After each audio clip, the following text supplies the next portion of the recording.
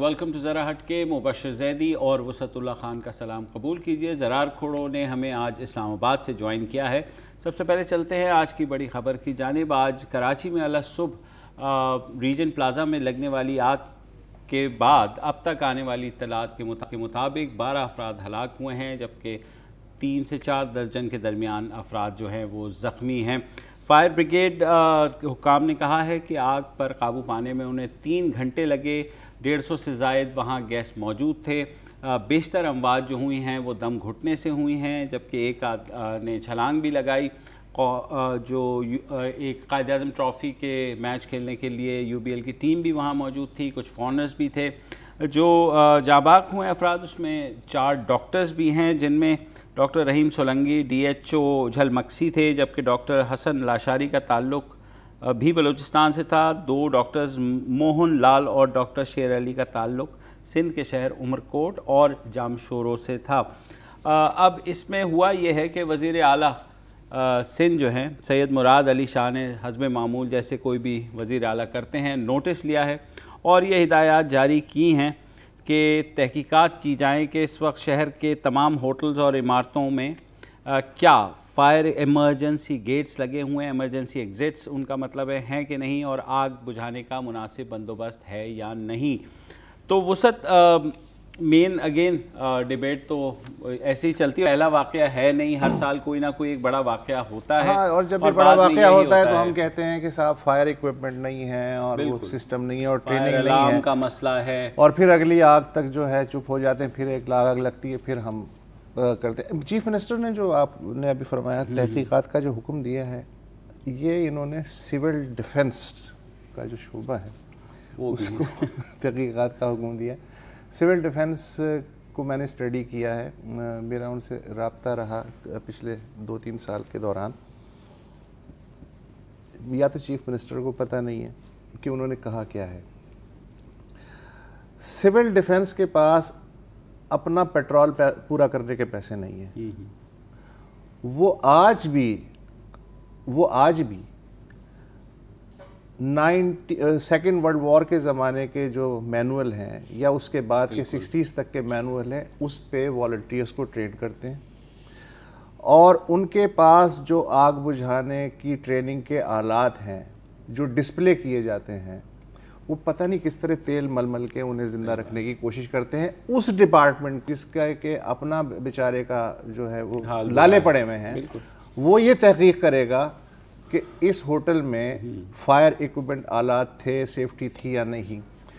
इसके लिए तहकीकाती कमेटी बनाने की ज़रूरत तो नहीं। मैं भी यही हैरान हूँ किसी भी पब्लिक प्लेस पे ये मैं एक क्लेम कर रहा हूँ, लेकिन मैं चाहता हूँ कि अल्लाह करे कि मेरा एक क्लेम कोई झूठा साबित कर दे।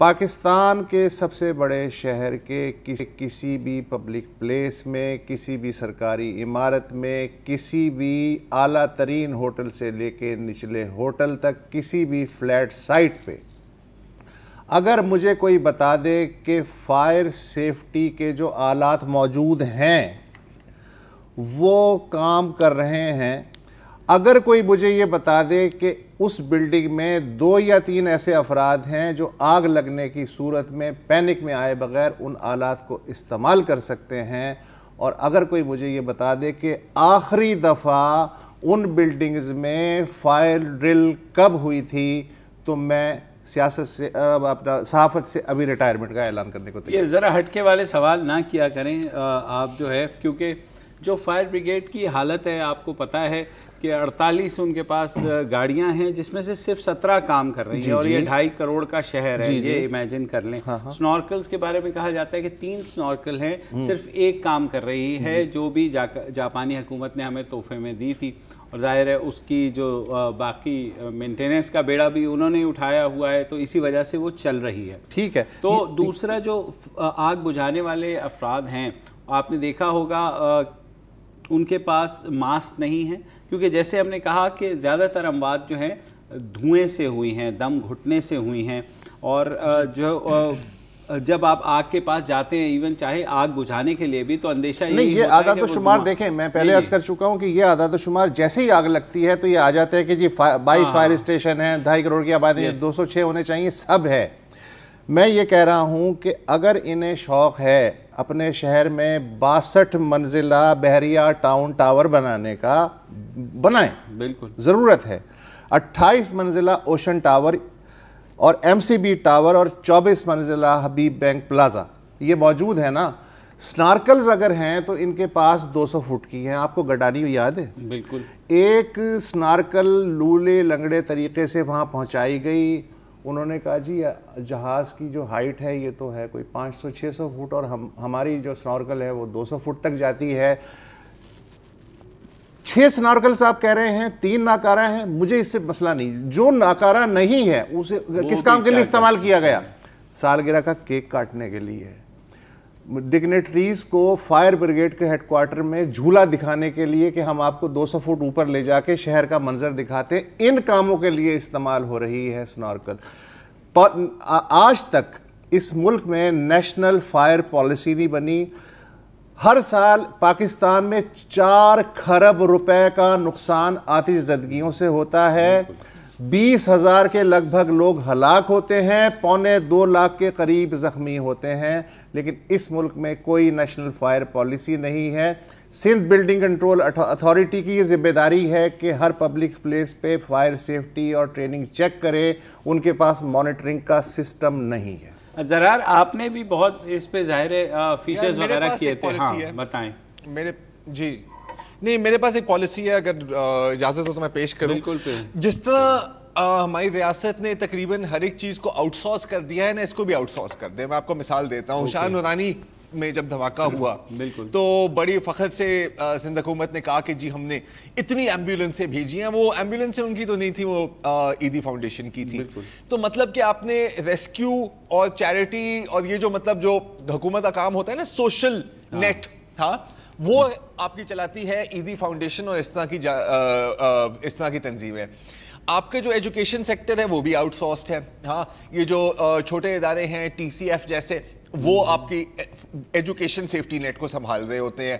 ایمبولینس سروس آپ کی آؤٹ سورسڈ ہے، ایدی فاؤنڈیشن ہے، امن فاؤنڈیشن ہے، وغیرہ وغیرہ وغیرہ۔ سیلانی ٹرسٹ غریبوں کو کھانا کھلاتے ہیں، آپ کو کھلانے کی ضرورت نہیں پڑتی۔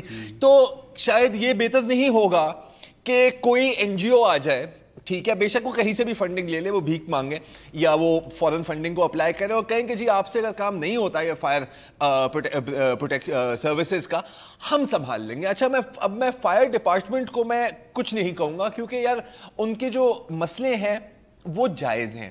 دے ڈونٹ ہیو فنڈنگ اور نہ ہی کسی کا کوئی اس میں انٹرسٹ ہے ان کو آگے چلانے کا، کیونکہ جب باقی ادارے آپ کے کام آپ کے لیے کر سکتے ہیں تو کیا مسئلہ ہے یار؟ بہت افسوسناک بات ہے کہ 12 لوگ جہاں بحق ہوئے۔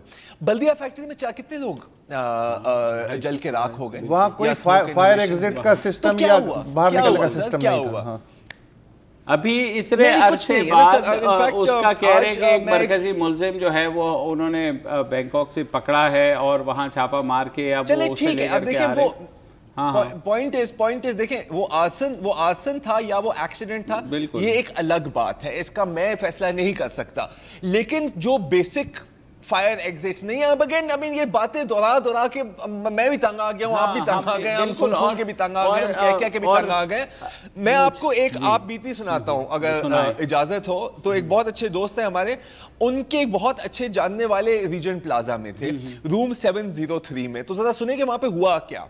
ٹھیک ہے، تقریباً 2-2:30 بجے جب آگ لگی، ان کو آدھے گھنٹے بعد پتہ لگا، تو یہ کمرے سے باہر نکلے ایگزٹ کرنے کی کوشش میں، لیکن اتنا دھواں تھا کہ ان کو کچھ نظر نہیں آیا، اور جو ایگزٹ کے سائنز ہوتے ہیں، اب اگین میں اصول کی بات کر رہا ہوں، ان میں لائٹیں لگی ہوتی ہیں کہ ان طرح کے موقعوں میں وہ نظر آ جائیں۔ ٹھیک ہے، ظاہر ہے کہ ان میں لائٹیں نہیں تھی، وہ نظر نہیں آئے۔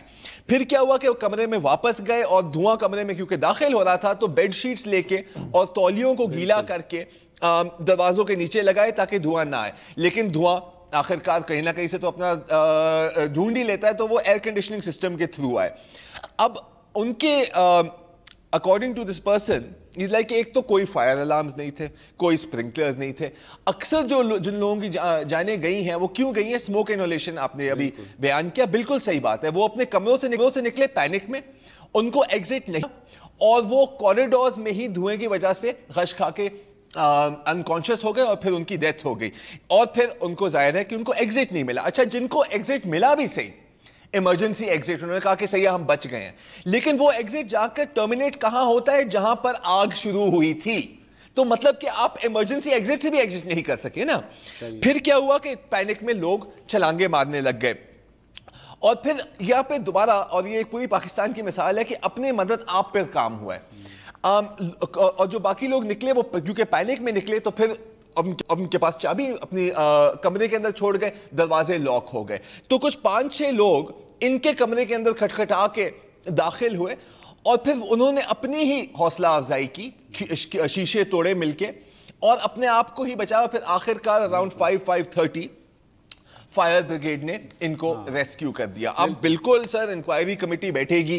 रीजन प्लाजा की जो इंतजामिया है वो अपने ट्विटर अकाउंट पर ट्वीट कर रहे हैं कोई 2 फायर एक्सटिंग्विशर्स कहीं लगे हुए कि नहीं जी हमारे तो सारे प्रेपरेशंस थी, और वो ये भी कह रहे हैं कि जी हमारे भी तो मैनेजर गए हैं. सर अगर आपका मैनेजर फौत हुआ है, बहुत अफसोस है, लेकिन ये आपकी गफलत से ही फौत हुआ है ना. लेकिन अब दोबारा again I am tired of saying this कि हम क्या कहें? हम कहें कि भाई आप कसूरवार हैं, इंक्वायरी हो, इंक्वायरी अपने इख्तिताम तक पहुंचे और जो जिम्मेदार हैं उनको सजा मिले. ऐसा पहले कभी हुआ है? मेरे नजर में तो कभी नहीं हुआ, और इस दफा नहीं आइंदा होगा. और जैसे वसतुल्लाह खान कह रहे थे अभी, बस एक आखिरी बात है, वसतुल्लाह खान जैसे कह रहे थे अभी, ये हम अभी बातें करेंगे और फिर कुछ भूल जाएंगे, और फिर दोबारा जब आग लगेगी हम इसी शो को रिपीट पर ही चला दें, तो वही बात है. अच्छा, जो अवेलेबल रिसोर्सेज हैं, छोड़ दें इस बात को कि जी ये नहीं है, ये नहीं है, ये रोना पीटना जो है उससे कतई नजर, जो अवेलेबल रिसोर्सेज हैं उनका क्या हो रहा है. मसलन इस शहर में सिर्फ बल्दिया का फायर ब्रिगेड नहीं है, KPT का है अच्छा खासा, पाक बहरिया का पास है, आर्मी का है, वो सब हैं. लेकिन उनके दरमियान कोऑर्डिनेशन जब ज़रूरत होती है तो एक थ्रू प्रॉपर चैनल है सो कॉल्ड, उसके ज़रिए जाती है. आग जो है वो तो 3 मिनट में कार्रवाई दिखा देती है, शुरू के 3 मिनट में. उसके बाद 12 घंटे बाद अगर कोई और इदारा आ रहा है कि साहब हम आपकी मदद कर रहे हैं, उस वक्त उसकी मदद नहीं चाहिए होती है.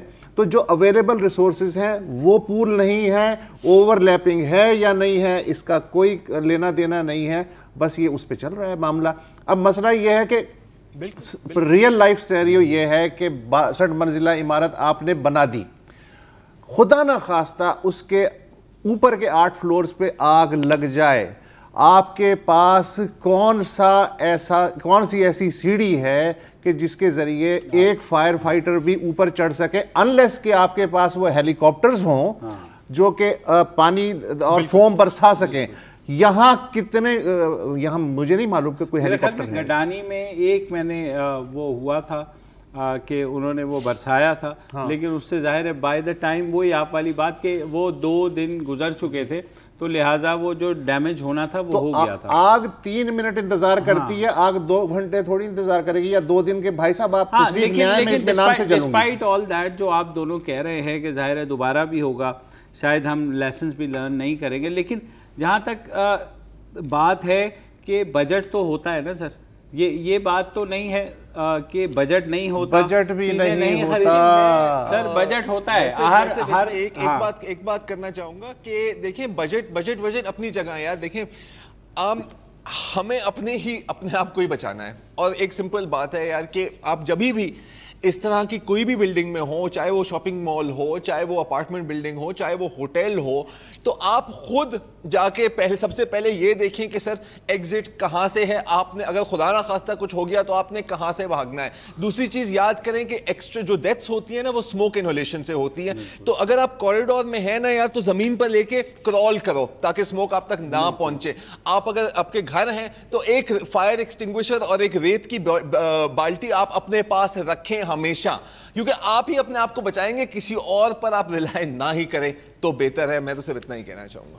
बिल्कुल. और जो जितने फायर स्टेशन हैं تو وہ بچوں کو ہم ان کو عجائب گھر کے طور پہ تو دکھا دیتے ہیں کہ جس میں 4 یہ پرزے رکھے ہوئے ہیں. وہاں عجائب گھر والی چیزیں ہیں تو بچوں کو اور کیا دکھائیں گے آپ؟ عجائب گھر کی چیزیں ہیں نا. ہمارے جو ماڈرن ایکوپمنٹس ہیں ان سے تو کوئی لینا دینا نہیں ہے. اب مسئلہ یہ ہے کہ کراچی شہر میں جو اویلیبل فائر آفیسرز ہیں، شلوار قمیض، لانگ بوٹ اور ہیلمٹ.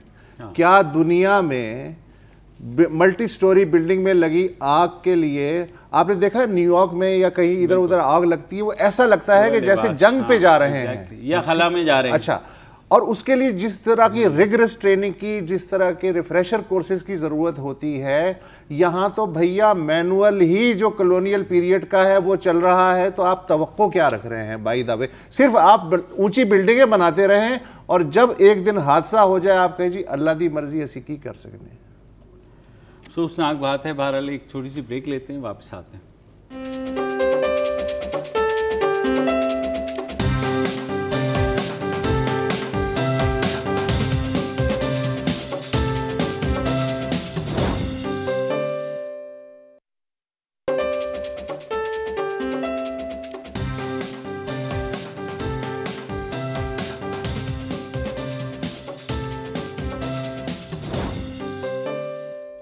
جی ویلکم بیک. اور کراچی سے 4 ماہ سے زائد عرصے پہلے لاپتہ ہونے والے بلوچ سماجی کارکن پبلشر واحد بلوچ آج واپس گھر آ گئے ہیں.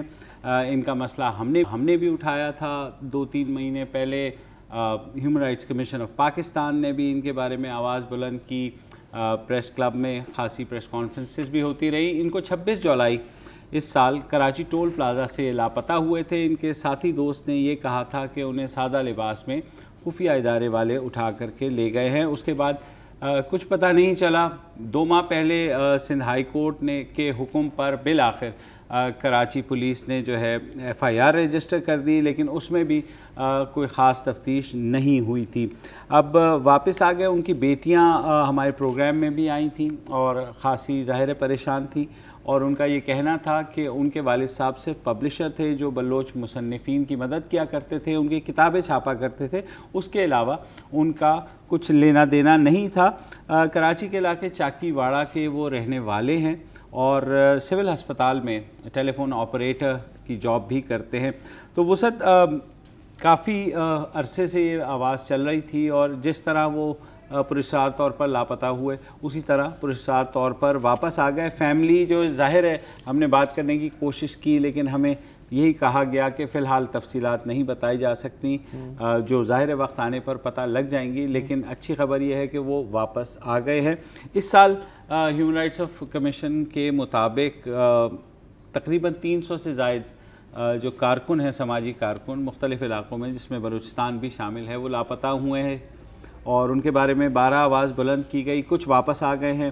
MQM کا بھی یہ دعویٰ ہے کہ ان کے بہت سے کارکن جو ہیں اغوا ہوئے ہیں، اور اس کے بعد ابھی حال ہی میں جو ہے ایک ان کے کارکن وسیم راجہ جو ہیں ان کی لاش ملی ہے، جس کے بارے میں کہا گیا وہ پولیس کسٹڈی میں ان کی ہلاکت ہوئی. اس سے پہلے ڈاکٹر فاروق ستار کے جو PS تھے آفتاب، ان کی بھی ہلاکت ہوئی. لیکن ہاں انٹیلیجنس ایجنسیز کے اگر آپ آف دا ریکارڈ بات کریں یا ملیں تو وہ یہ کہتے ہیں جناب کہ آپ کے جو ہیں آدرش اپنی جگہ اور NGOs کی تحریکیں اپنی جگہ، لیکن ہم کسی بے گناہ کو نہیں اٹھاتے انلیس کہ اس کے خلاف ہمیں کوئی نہ کوئی ٹپ ملے، اور ہم پھر پوری جو ہے اس کی چھان بین کرتے ہیں، اور جب وہ کلیئر ہو جاتا ہے تو ہم اسے رہا کر دیتے ہیں. تو میں عموماً یہی کہتا ہوں جب اس طرح کی گفتگو ہوتی ہے، میں کہتا ہوں جی ٹھیک ہے، یہ تو اچھی بات ہے کہ آپ کلیئر کر لیتے ہیں، شبے کی بنیاد پہ اٹھایا جاتا ہے، پھر آدمی کلیئر بھی ہو جاتا ہے. لیکن جب اس ملک میں نیشنل ایکشن پلان اب ہے، پہلے نہیں تھا. بالکل. اب اس ملک میں خصوصی فوجی عدالتیں ہیں، پہلے نہیں تھی. اب اس میں ملک میں اس نیشنل ایکشن پلان کے تحت جو لا انفورسمنٹ ایجنسیز ہیں، آرمی سے لے کے پیرا ملٹری فورسز اور پولیس تک، انہیں زیادہ اختیارات دے دیے گئے ہیں. تو اس کی بنیاد پہ کیا قباحت ہے کہ فرض کریں مجھ پہ شک ہے یا آپ کو مبشر پہ شک ہے تو آپ لے لیں حراست میں، لیکن آپ بتا دیں کہ صاحب ہم انہیں حراست میں لے رہے ہیں اور اگر یہ کلیئر ہو گئے تو انہیں چھوڑ دیں گے. یہ جو ہوتا ہے نا یہ کہ پراسرار طریقے سے آدمی چلا بھی گیا اور آ بھی گیا, تو اگر فرض کریں آپ کی گڈ انٹینشنز بھی ہیں ملکی سیکیورٹی کے لحاظ سے, تو یہ جو طریقہ کار ہے یہ پھر آدمی دوسرے آدمیوں کو سوچنے میں مجبور کر دیتا ہے کہ یار یہ ایسا کیا طریقہ ہے, جبکہ سویپنگ پاورز بھی آپ کے پاس موجود ہیں. اچھا, کیونکہ یہ کیس سپریم کورٹ تک, ناٹ یہ کیس بلکہ لاپتہ افراد کا کیس سپریم کورٹ میں بھی چلا, بڑے ہائی لیول پر چلا, کمیشن بن گیا, تو میں نے جب اس کو کور کیا تو بارہا ججز بھی یہی بات کرتے ہیں. وہ کہتے ہیں کہ جی بالکل آپ کو کوئی منع نہیں کر رہا, آپ اٹھائیں, لیکن اس کو ظاہر کر دیں نا. ظاہر ہے آپ تفتیش کے لیے لوگوں کو کوشچن کرتے ہیں تو ایک لیگل وے کر لیں, آپ کو کوئی اس میں نہیں پکڑے گا, لیکن یہ غائب کر دینا. اور اگر یہی طریقہ جائز اور مؤثر ہے تو پھر عدالتی نظام کو لپیٹ دیں, پھر اسے ہی رائج کر دیں نا. ایگزیکٹلی, کہ یہ تو یہ ہے کہ آپ لے گئے. جی آپ بتائیں. پتہ ہے میرے خیال سے اس کی ایک اس کے ایکسپلینیشن ہے, اور وہ ہے کہ اولڈ ڈائی ہارڈ. ہاں, جو پرانے عادتیں ہوتی ہیں نا یار, ان کو چینج کرنا زیادہ آسان کام نہیں ہوتا. بہرحال یہ تو ہم پورے شو میں بھی یہ ڈیبیٹ چلا سکتے ہیں. مجھے خوشی ہے کہ عبدالواحد صاحب آخر کار گھر لوٹ گئے ہیں. ان کی بیٹیوں کے ساتھ جب ہماری بات ہوئی تھی تو مطلب مانا کہ بہت دکھ ہوا تھا ان کی بات سن کر. اور اب دیکھیں, اب ہم یہ کہہ سکتے ہیں کہ جی نہیں میڈیا کا بڑا پریشر تھا, I don't believe that, simply because جب سپریم کورٹ کے ایک چیز پہ بھی پریشر تھا اس وقت بھی میڈیا نے کافی کوریج دی تھی مسنگ پرسنز کیس کو, تو ایز سچ تو کچھ نہیں ہوا.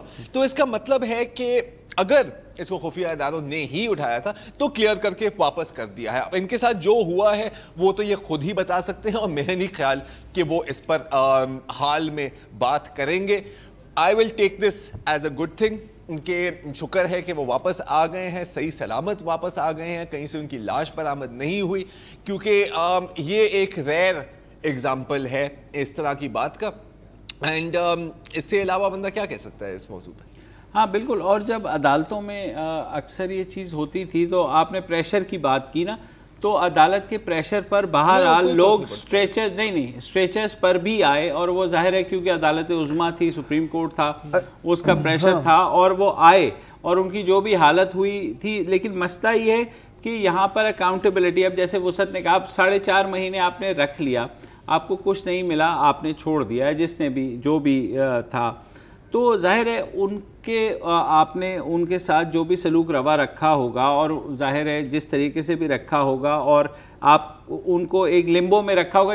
جب کوئی لیگل پروسیس نہیں ہوتا نا, تو جس شخص کو پکڑا جاتا ہے اس کو بھی یہ پتہ نہیں ہوتا کہ وہ کب آزاد ہوگا, نہیں ہوگا, اس کے ساتھ کیا سلوک ہوگا, کیونکہ پوری دنیا کو اس کے بارے میں کچھ نہیں پتا کہ وہ کہاں ہے. مجھے اگین ایک واقعہ یاد آ جاتا ہے, یہ صدیق الفاروق صاحب کا, جب سپریم کورٹ میں نیب کے پروسیکیوٹر جنرل نے کہا, ظاہر ہے جب نواز شریف صاحب ایگزائل میں چلے گئے تو 2-4 نون لیگی رہ گئے تھے, 99 کے بعد ان کی پٹائی لگتی تھی, ہو کے ان کو بھی آخرکار اٹھا لیا گیا. صدیق الفاروق صاحب غائب رہے کوئی 2 سال.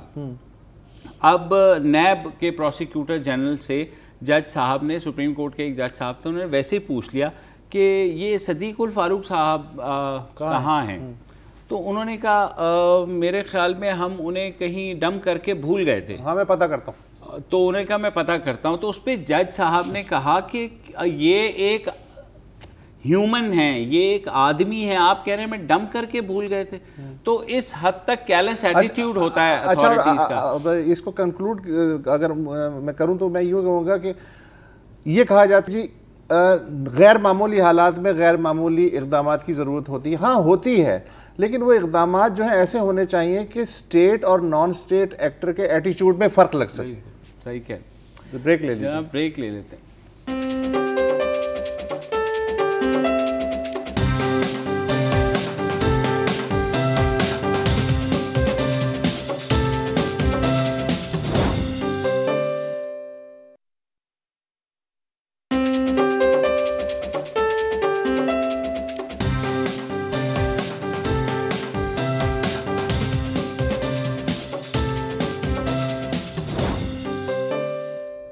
Welcome back. کہنے کو کل یعنی اتوار کے روز ایک کانفرنس ہوئی جس کا نام ہارٹ آف ایشیا تھا، یعنی ایشیا کا دل، بھارت کے شہر امرتسر میں ہوئی، اور ہمارے جو مشیر خارجہ ہیں، سینئر مشیر خارجہ سرتاج عزیز صاحب، وہ بھی گئے اس امید پر کہ وہاں شاید کچھ برف پگھل جائے گی، مگر وہاں کہنے کو تو 14 ممالک کا یہ اجلاس ہے جس میں ظاہر ہے افغانستان، آذربائیجان، چین، بھارت، ایران، قازقستان، کرغزستان، روس، سعودی عربیہ، تاجکستان، ترکی، ترکمانستان اور UAE شامل ہیں، مگر جس پہ فوکس ہوا وہ تھا بھارتی وزیر اعظم مودی اور افغان صدر اشرف غنی کی ملاقات، جس کے بعد یہ کہا گیا کہ جو افغانستان میں حکومت ہے وہ لوگوں کی ہوگی اور اب بھارت جو ہے فلی سپورٹ کرے گا۔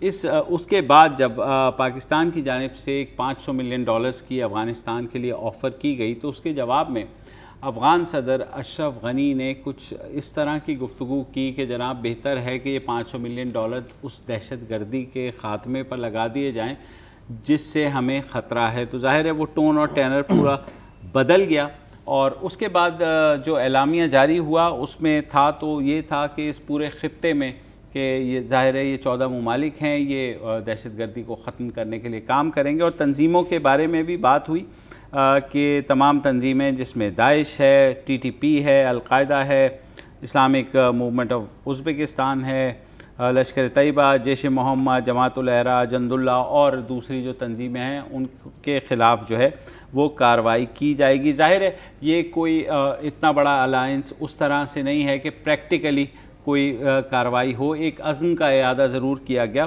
اس کے بعد یہ ہوا کہ سرتاج عزیز صاحب نے ایک پریس کانفرنس کرنی تھی تو بھارتی حکام نے انہیں وہ پریس کانفرنس نہیں کرنے دی۔ جس ہوٹل میں وہ مقیم تھے اس کے باہر جو ہے انہوں نے سیکیورٹی اہلکار کھڑے کر دیے، پاکستانی میڈیا کے نمائندوں کو بھی ان سے ملنے سے روک دیا۔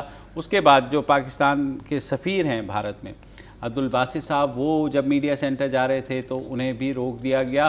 پھر توون کرہن جو ہے واپس آئے ہمارے مشیر خارجہ، اور اس کے بعد جی میں صرف آپ کو بیس دے رہا ہوں کہ کل ہوا کیا تھا۔ دیکھیں بات سنیں،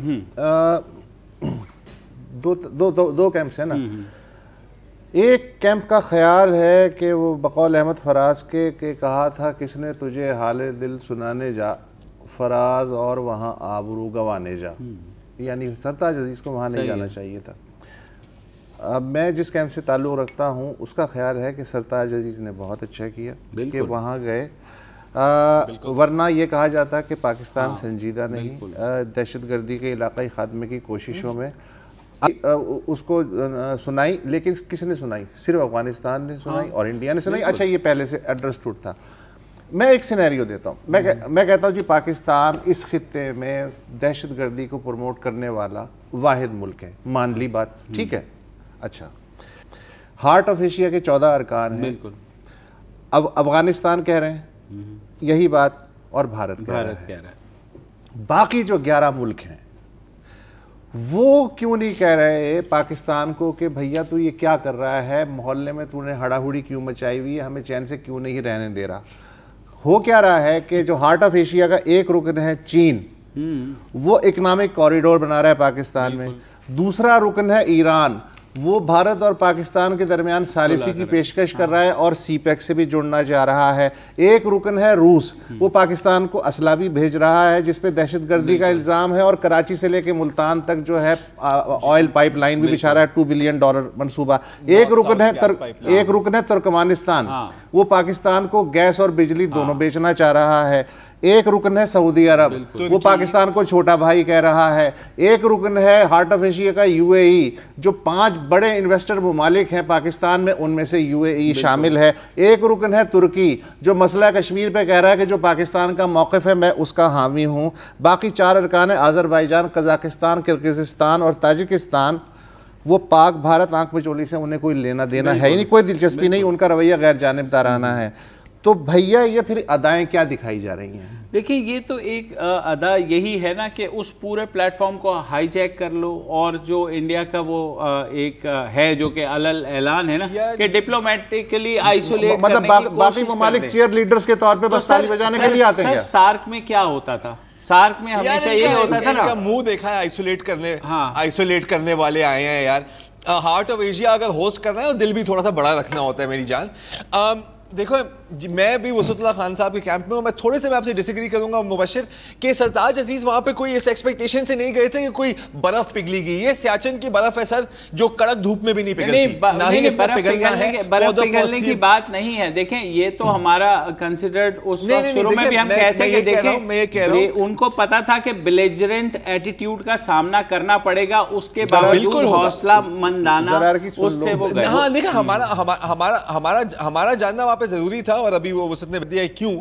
और मैं आपको एक और बात बताता हूं कि रूस के जो स्पेशल ऑनवॉय हैं टू अफगानिस्तान ज़मीर काबुलोव था, अब इस पूरे सिलसिले के बाद, और यहां पर वही हुआ है जो ब्रिक समिट में भारत ने करने की कोशिश की थी कि ये दहशतगर्द हैं, इनके बारे में कुछ को, और बाकियों ने घास नहीं डाला। उन्होंने कहा कि यार ये हमारा फोरम नहीं है मेरी जान, ये तुम आपस में बातें किया करो, हमारे घर में आके ऐसी बातें करने की कोई जरूरत नहीं है। ठीक है, अभी वो अपने घर में ऐसी बातें कर रहे हैं। ज़मीर काबुलोव का कहना है कि जब इस तरह के फोरम पर आप पॉइंट स्कोरिंग और ये ब्राउनी पॉइंट्स का काम ना किया करें। अब मैं उन लोगों से बिल्कुल मेरा इख्तिलाफ है कि जी नहीं जाना चाहिए था, जलील होकर आए। सर जाना जरूरी था, अगर और किसी चीज के लिए नहीं तो सिर्फ ये दिखाने के लिए कि यार एक्चुअली इनकी मेंटालिटी कितनी लो है, कितनी आई एम सॉरी टू से पेटी है। बिकॉज ये देखो यार, अब्दुल बासित को आपने प्रेस कॉन्फ्रेंस पाकिस्तानी सहाफियों से मिलने की नहीं दिया, फिर वो झगड़ के सिक्योरिटी गार्ड को शर्मिंदा करके आखिरकार मिल लिया, जो सरताज अजीज के साथ इन लोगों ने किया है। यार आई मीन कम ऑन यार, ये तो ऐसे है कि जैसे कोई ज़रार मैं यहाँ एक बात कहना चाह रहा हूँ। देखें अशरफ का जो रिएक्शन है वो मेरी समझ में इसलिए आता है कि अशरफ गनी ने पाकिस्तान की तरफ हाथ बढ़ाया था। अब क्या वजूहात थी कि पाकिस्तान वो केमिस्ट्री नहीं अशरफ गनी से डेवलप कर सका? जाहिर है कि वो किसी ना किसी तरह अशरफ गनी को जाना था, तो मैं उसके केस को अलग रखूंगा, इंडिया का केस अलग है। दूसरी बात ये है कि ये पाकिस्तान और भारत जो हैं ये बचपने से कब बाहर आएंगे वो ठीक है। सरताज अजीज को होटल से नहीं जाने दिया, उन्हें सहाफियों से नहीं मिलने दिया गया, बचपने की बात है। इसी तरह की बचपने की बात जब 2 अगस्त को राजनाथ सिंह आए थे, सार्क की जो वो वज़ीर दाखिला की कॉन्फ्रेंस थी इस्लामाबाद में, तो जनाब चौधरी निसार अली खां कहने लगे जी ये खाना खाएं, मुझे कोई ज़रूरी काम है। तो ये दोनों मुल्क जो स्कूल के लेवल की जो पॉलिटिक्स कर रहे हैं, गली में जो बच्चे एक दूसरे से करते हैं, ये कब बड़े होंगे, कब मैच्योर होंगे? यार दुश्मनी करनी है तो बालिगाना तरीके से करो। ये जो छोटी छोटी बातें हैं, जी मैं खाना नहीं खाऊंगा, मैं तुझे सहाफियों से नहीं मिलने दूंगा, तो ये तो दोनों तरफ हो रहा है ना। ये हाँ ये सही, बिल्कुल मैं तेरी बर्थडे पार्टी में नहीं आऊंगा। हाँ नहीं आप ये कह लो, लेकिन अगेन देखें जब वहाँ गए थे, जैसे हमने कहा कि वहाँ का एटीट्यूड ऐसा ही मिलना था। हाँ। लेकिन मेरा तो ख्याल में पाकिस्तान का कद इस सारी चीज़ से बढ़ा है। बिल्कुल नहीं, मैंने कहा ना कि हाँ, जाना अच्छा था। हाँ बिल्कुल। और जहाँ तक अशरफ गनी साहब की बात है, आज जो है सरताज अजीज़ ने जो इंटरव्यूज़ दिए हैं या कल जो प्रेस कॉन्फ्रेंस भी की, उन्होंने भी ये बात कही कि मैं समझ सकता हूं उनकी फ्रस्ट्रेशन कि अफगानिस्तान में धमाके बहुत बढ़ गए हैं, उनकी हुकूमत को बहुत मसाइल है, और ये सिर्फ हम नहीं कह रहे, ये हम अशरफ गनी के शुरू के जेस्चर्स को कैश नहीं करा पाए, वजूहात पे डिबेट हो सकती है। ठीक है, वजूहात पे डिबेट हो सकती है, लेकिन अब जाहिर है उनको भी वो चाहिए। और कल जो स्टेटमेंट थी ज़रार और वसत, जो मोदी और अशरफ गनी की मुलाकात के बाद, उसमें जो स्टेटमेंट थी ना, मुझे लग रहा था कि जब अफगानिस्तान पे अमेरिका ने हमला किया था और जब बोन कॉन्फ्रेंस हुई थी और उसके बाद, तो इसकी स्टेटमेंट जो है ऑलमोस्ट वही थी कि अफगानिस्तान में हुकूमत लोगों की होनी चाहिए, अफगान लोगों की होनी चाहिए, बैरूनी उसमें मुदाखलत नहीं होनी चाहिए। तो ये स्टेटमेंट्स तो जाहिर है एक बहुत बड़े ब्रॉडर इंटरनेशनल लेवल पर आकर के फेल हुई हैं। तो सिर्फ ये कह देना, जाहिर है इस वक्त ये वही स्टेटमेंट टेम्पलेट है जैसे कभी भी किसी सानिया के बाद नोटिस लिया जाता है और कमिटी बनाई जाती है। बिल्कुल। ये यार, जब लॉक जैम हो जाए 3 मुल्कों के दरमियान, तो फिर एक दूसरे के सर पे ही कुलिया फोड़ेंगे और क्या करेंगे? यही एटीट्यूड होता है ना फिर तो। लेकिन ये है कि अब गोइंग फॉरवर्ड, जाहिर है आज नवाज शरीफ साहब का भी बयान आया कि भाई इस हालत में नहीं आगे बढ़ सकते हम लोग, बहुत सी चीजें। लेकिन मैं कह रहा हूं कि कुछ भी हो, बात का दरवाजा बंद नहीं होना चाहिए, कुछ भी हो। बिल्कुल, चलें एक ब्रेक ले लेते हैं।